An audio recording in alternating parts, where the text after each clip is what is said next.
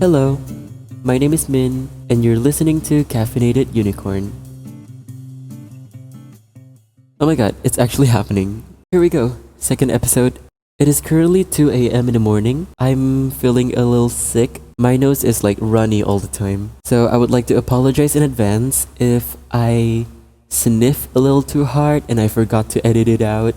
I was feeling a little inspired today to continue this podcast, to keep it running, to keep it alive. I went through a few ideas that I could talk about in the future, but one of the idea is it starts with the question, have you ever smiled through the pain? Have you ever felt like a boring person?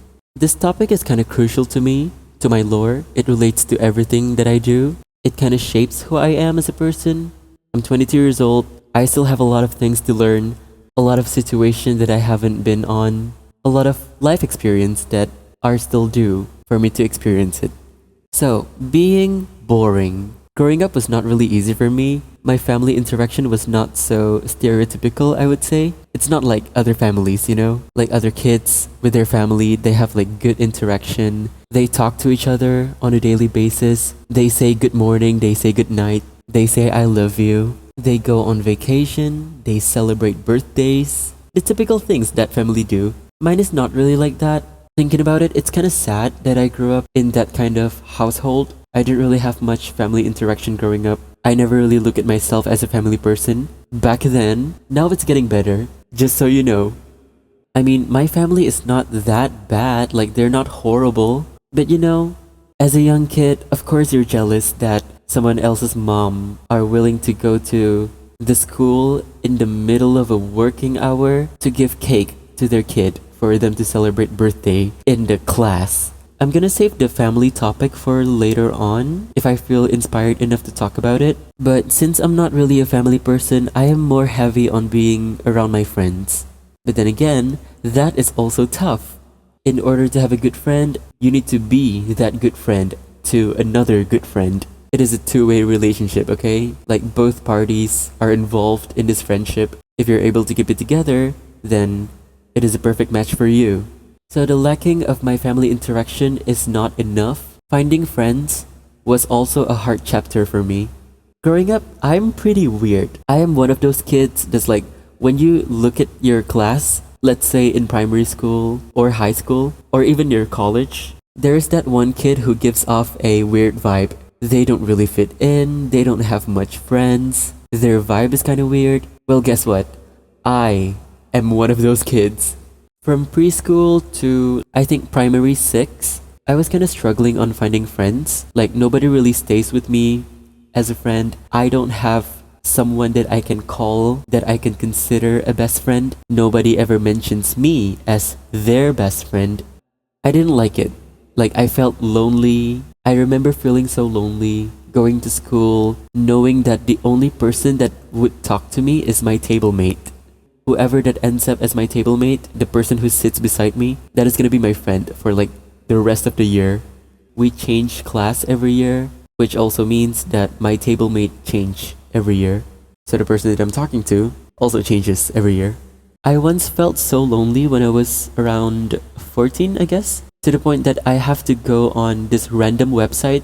If I'm not mistaken, it was called talkingtostranger.com, something like that.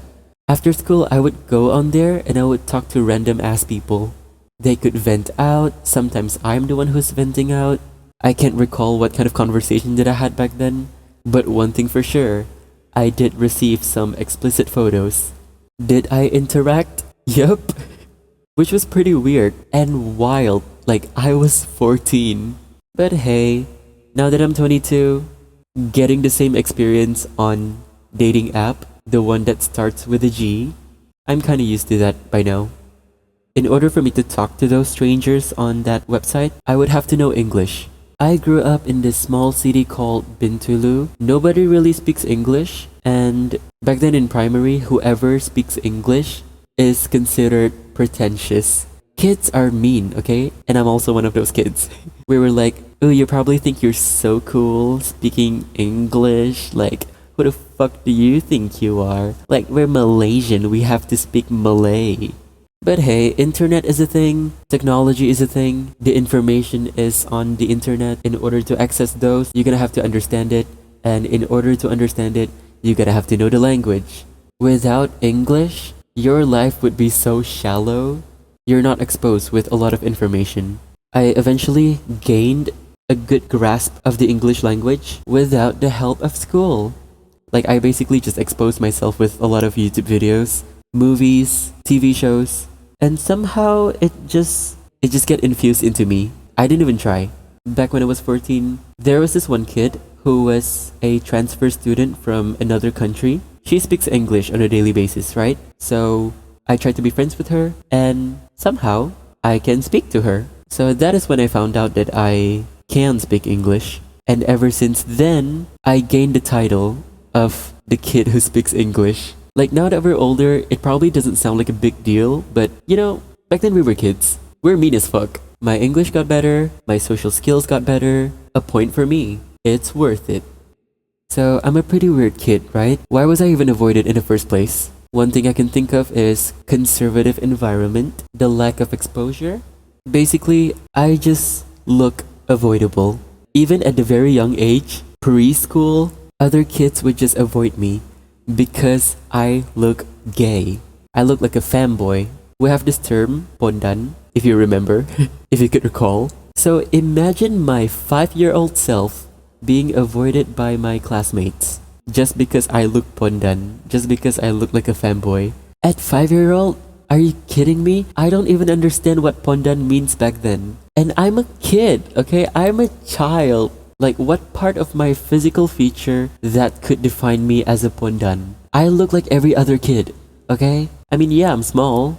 Apparently, in someone else's eye, I look girly. At the age of 5, if I can go back in time, if I can time travel, I would go to that same preschool. I will go to that kid who bullied me, and I want to say, fuck you for making me feel like shit when I was 5 years old. Fuck you for making me feel like I'm avoidable.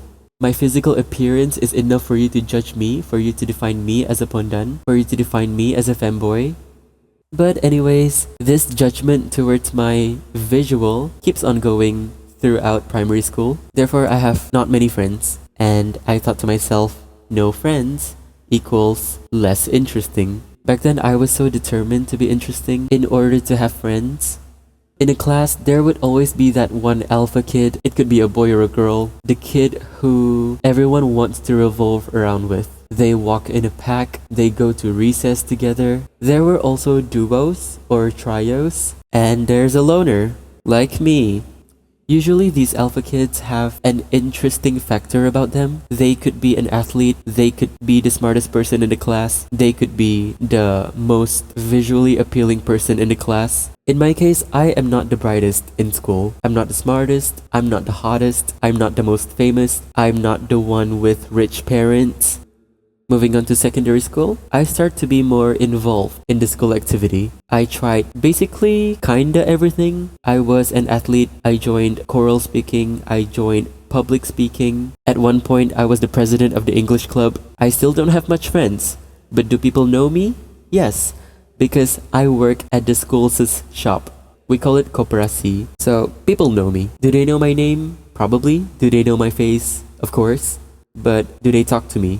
Not in a friendly way, more like in a business way. Eventually, I kinda evolved. Like I became pretty cool, I would say. I start being known as the kid who has a good Instagram content. And then I start posting videos on YouTube. Even though the vlog was shitty, but it was something, at least. Since I have evolved, my friend group was also a thing. Like I actually have friends now. I'm actually considered as cool now. That is when I learn who to be friends with, who do I vibe with. It really depends on my instinct and vibe check to determine if this person is a friend. And of course, I know who to avoid. I tried, okay? At least I tried. I tried to be cool. I was involved everywhere. I have good friends now. And all of those happens because I alter myself to be interesting, to be known. And once you are known by people, you have to be sociable. You have to be cautious. You have established a reputation. Like, I need to stay nice, but I am also a chaotic person.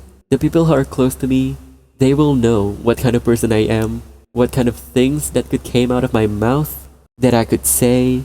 I'm pretty weird still, just like the old days. Even though I kinda alter myself a lot, I do still have my authentic self, but not everyone could tolerate that, which is why I'm pretty picky at choosing friends. Even though I know a lot of people, I keep my circle small. So let's go to present day. Now that I've achieved my goal, which was being interesting, I am fun to be around. I like it when I get it as a compliment that I'm fun to be around because I intentionally made myself that way. Like I built myself brick by brick, shifting from this boring version of myself into a more interesting person. I am also a good friend. I've established enough tolerance to be a good listener. At this point, nothing is weird to me. You can say anything to me. You can vent out your thoughts. You can spill out your guts to me, and it's not gonna be weird. Unless it's very weird. Like, I would judge the fuck out of you if it's so weird. But usually, that is a very rare case. Most of the time, the venting out was normal in my scale. There was this one time I said to my lover back then, who is no longer a lover. They are now my ex. I said to them, "You have every reason to like me, but do I have every reason to like you? You can say that you like me because I'm interesting. I created myself to be this interesting, to the point that I am interesting enough for you to date me, for you to like me in the first place.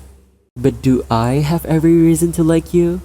Thinking about it now, it is kind of rude for me to say something like that to a person, because they are also a person, okay? Everyone is evolving, not in the same speed. But honestly speaking, there are some people who are still lacking in their socialization. I've seen many cases of people still struggling to find friends, still struggling to fit in their adulthood. I often found this kind of people on dating app, the one that starts with a T or G. There will be those people who are searching for a friend. If I'm mean, I would just say fuck off because I am not here for friends. I don't want to paint myself to appear as narcissistic or egotistical when I talk about these kind of things, especially when the topic kind of revolves around myself. But to be fair, I have a good sense of self. I have obtained self-awareness. I understand and able to rationalize someone's situation or behavior when it is unusual. I mean, yeah, it could be funny. It could be funny to be mean to someone, but there is a line. It is a human nature to be judgmental. I do it too. At this age, we talk shit about people for our own entertainment. At some point, we even bond. Like a friendship could be established from mutually hating the same person. But at the end of the day, of course, we have to rationalize ourselves. Was that a wise move? Was that morally correct? It is not. You can laugh about it at one time, but you will be the bad person if you involve someone else into hating a person.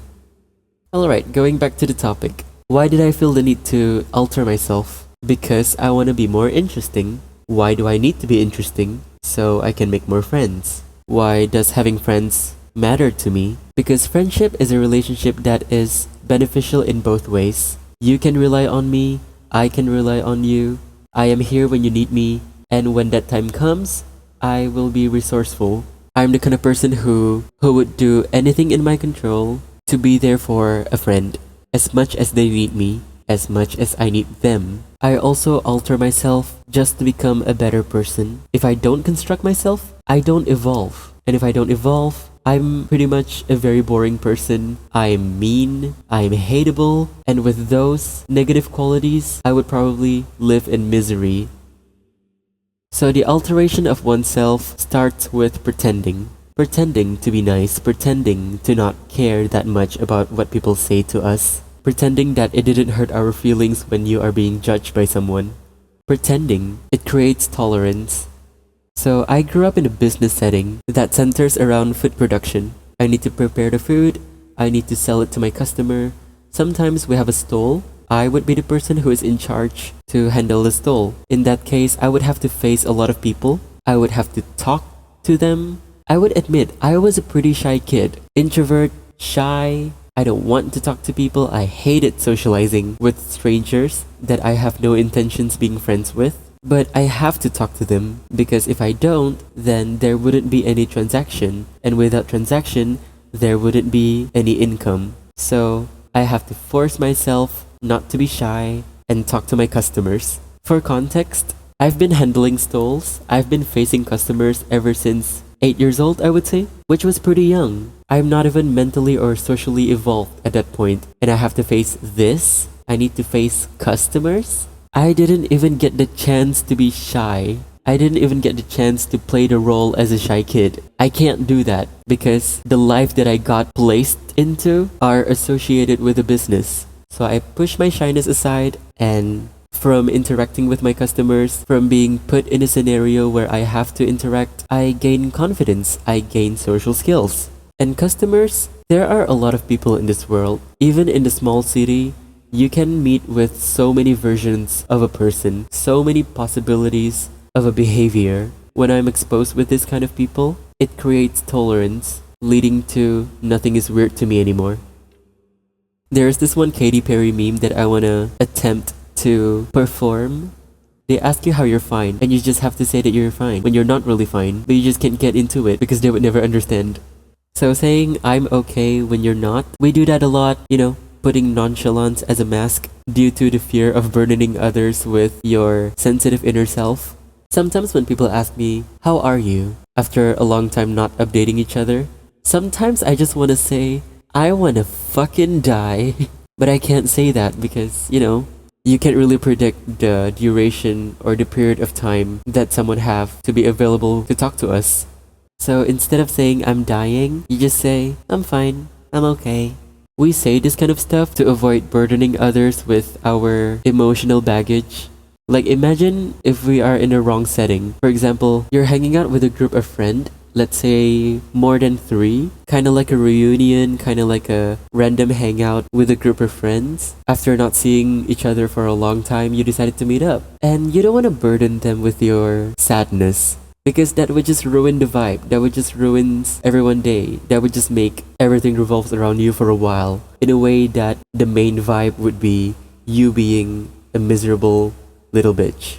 I don't want that to happen to me. I don't want my hangout that only happens twice a year be a therapy session. I want to create memories. I want to have happy times. So whatever my problem is, I can push them aside. That can wait, and my therapist would be hearing it from me soon.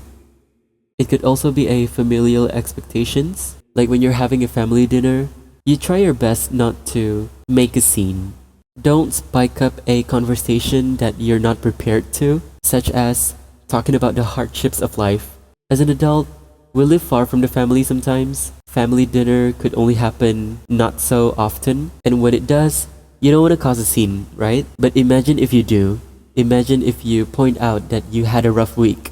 The response that you would get could be along the lines of, situations are expected, keep it together anyway, it's no big deal.